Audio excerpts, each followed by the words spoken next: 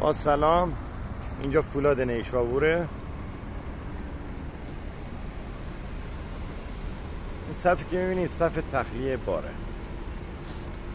که مسئولینش اون طور ببینید. تازه اینا ماشینایی هستن که داخل اومدن داخل، بیرون هم که خدا بده برکت.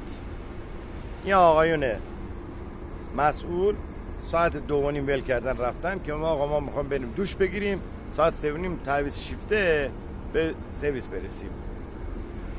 تکلیف ما راننده ها از ساعت 2:30 تا 3:30 اینجا چیه؟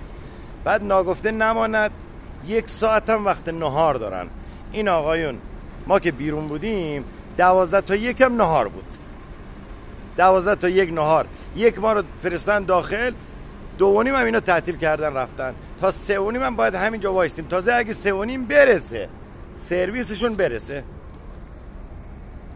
اون 2 ماشینم که حوالاشون گرفته بودن رفتن. ممنون میشم یه مسئولی پیگیری کنه. خواهش میکنم پیگیری کنید، نذارین این مشکلات سر ما باشه. خواهش میکنم پیگیری کنید.